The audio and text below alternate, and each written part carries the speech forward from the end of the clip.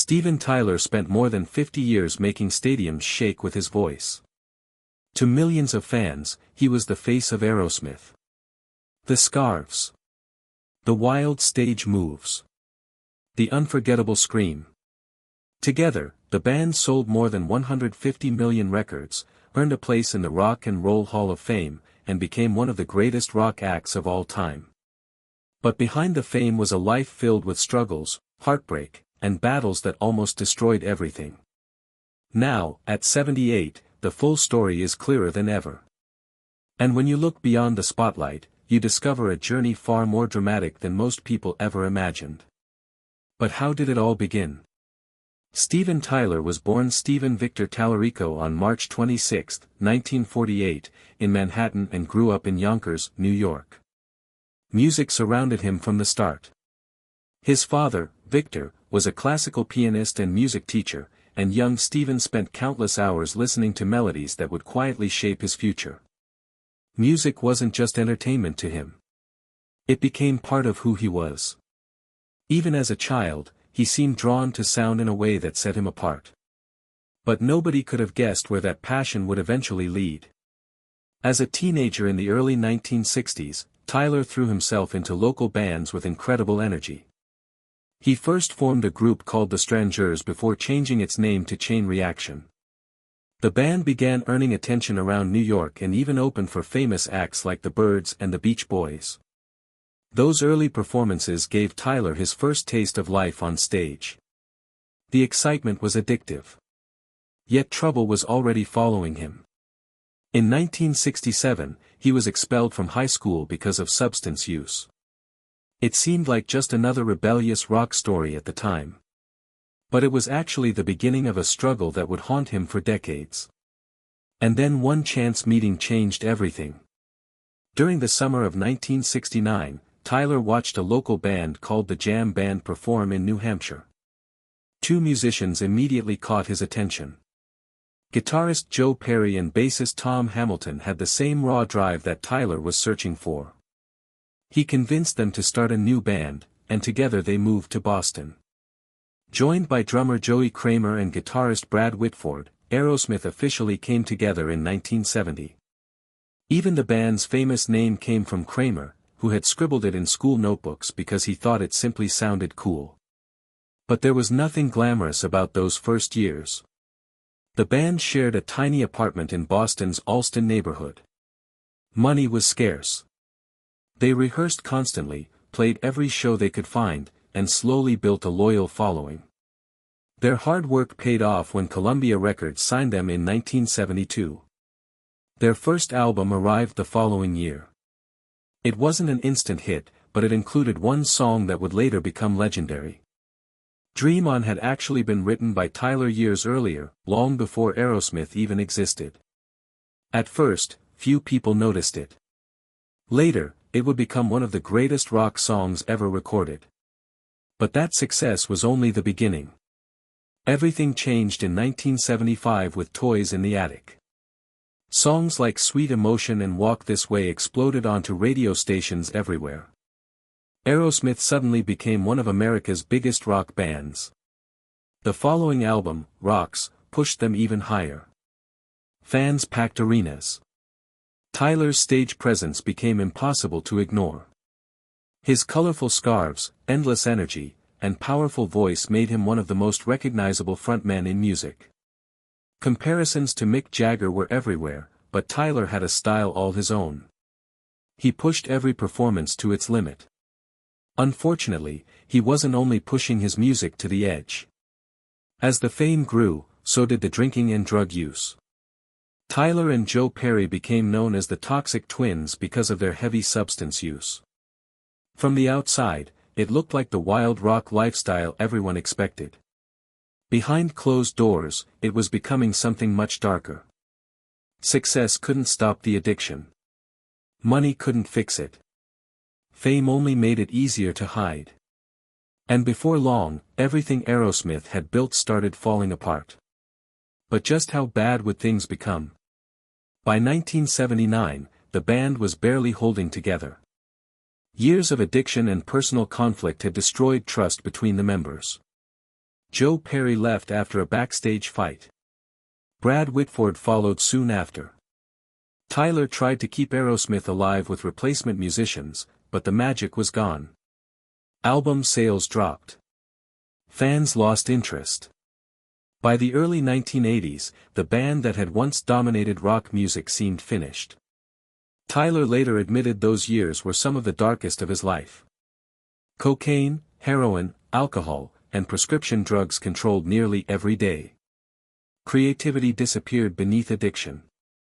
Many believed Aerosmith would never recover. Even after Perry returned in 1984, the deeper problems remained. Their comeback album, Done with Mirrors, failed to bring back their former success.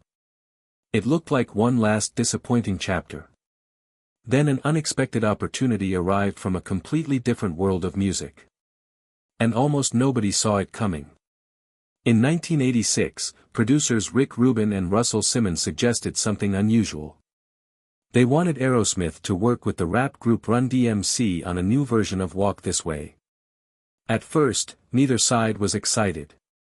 Aerosmith wasn't sure about mixing rock and rap. Run DMC barely knew who Aerosmith was. But Rubin kept pushing. The collaboration finally happened, and the result became one of the most important crossover songs in music history. It introduced rock fans to hip-hop, brought rap into mainstream rock radio, and suddenly made Aerosmith relevant again. Sometimes one decision changes everything. Around the same time, Tyler entered rehabilitation. It wasn't an easy process. Recovery took years, and it demanded honesty that had been missing for a long time. Slowly, the band committed to getting clean. As their health improved, so did their music. Permanent Vacation brought them back to the charts in 1987. Pump followed with major hits, including Janie's Got a Gun. Then Get a Grip arrived in 1993, winning Grammy Awards and proving the comeback was real. Against all odds, Aerosmith wasn't just surviving. They were thriving again. During the 1990s, MTV introduced the band to a whole new generation. Then came another unforgettable milestone. In 1998, Tyler recorded I Don't Want to Miss a Thing for the movie Armageddon. The song became Aerosmith's biggest hit ever, reaching #1 around the world. Fans who had never listened to hard rock suddenly knew Steven Tyler's voice. His emotional performance showed a softer side that many people had never heard before. It was another reminder that reinvention was possible. But time always leaves its mark. And eventually, the years of pushing his body to the limit began demanding payment. In 2023, Aerosmith announced the Peace Out Farewell Tour. It was supposed to be one last celebration after more than 50 years together. Fans rushed to buy tickets. The opening shows were filled with excitement. Then disaster struck. During one performance, Tyler seriously injured his voice. At first, reports mentioned bleeding vocal cords. Doctors soon discovered something much worse. He had fractured his larynx. The remaining tour dates were postponed while he focused on recovery. Everyone hoped he would return. Sadly, reality had other plans. Months passed with treatment and rehabilitation. Tyler worked tirelessly to heal, but his doctors eventually delivered heartbreaking news. His voice would never recover enough for the demands of touring. In August 2024, Aerosmith officially announced their retirement from the road. After decades of performing across the world, the band's touring career had come to an end. It wasn't because they wanted to stop. It was because they simply had no choice. For a man whose life had revolved around the stage, it was an unimaginable loss. But that wasn't the only challenge he had faced in recent years. In 2022, after foot surgery preparing for the band's Las Vegas residency, Tyler suffered a relapse involving opioid pain medication. He entered treatment once again. Instead of hiding it, the band spoke openly about the situation. Tyler had already spent more than a decade sober before the relapse. He often reminded people that addiction is not something you defeat forever. It is something you continue fighting every day. His honesty inspired many others facing similar battles. Yet even as he stepped away from touring, he refused to disappear completely. Months after Aerosmith retired from the road, Tyler performed at his annual Jam for Janie Grammy viewing event in Los Angeles. Fans were thrilled to hear him sing Dream On and Toys in the Attic once again. Then, in September 2025, he appeared at the MTV Video Music Awards alongside Joe Perry, Youngblood, and Nuno Bettencourt to honor Ozzy Osbourne with a performance of Mama, I'm Coming Home. Friends close to Tyler described it as an emotional milestone. He could still sing, but not with the consistency and strength needed for worldwide tours. His relationship with the stage had changed forever. Yet another chapter of his life was becoming impossible to ignore. Alongside his health struggles, Tyler has also faced serious legal challenges. In 2022, Julia Misley, formerly known as Julia Holcomb, filed a lawsuit accusing him of grooming and sexually assaulting her during the early 1970s when she was 16 years old. Tyler denied the allegations. Another lawsuit filed in 2024 by former model Jean Bellino was dismissed because of statute of limitations issues. But the Misley case continued moving forward. In early 2026, a California judge ruled that significant parts of the lawsuit could proceed to trial. Tyler's legal team continues to deny the claims, and a civil trial is scheduled for August 31, 2026. The outcome could become one of the defining moments of his later years. But regardless of what happens in court, his musical legacy remains enormous. Today, Tyler's estimated net worth stands at around $150 million. Decades of touring, record sales, television appearances, and royalties continue to generate income. Songs like Dream On, Walk This Way, Sweet Emotion, and I Don't Want to Miss a Thing have become part of popular culture itself.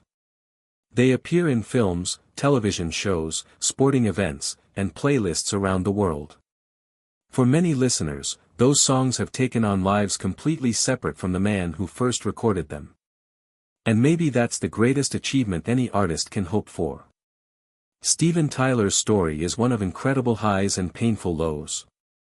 It is the story of a boy who fell in love with music while listening to his father's piano. A performer who became one of rock's greatest frontmen. A man nearly destroyed by addiction before fighting his way back. An artist whose voice carried millions through unforgettable moments before injury finally silenced the touring life he loved. And now, at 78, he faces both the weight of his remarkable legacy and the uncertainty of legal battles that continue to unfold. The stage may be gone. The voice may be forever changed. But the music still plays. Every time Dream On echoes through a speaker, every time Walk This Way fills a stadium, every time someone hears I Don't Want to Miss a Thing for the very first time, part of Steven Tyler's story lives on. Long after the final curtain falls, that may be the legacy that lasts the longest.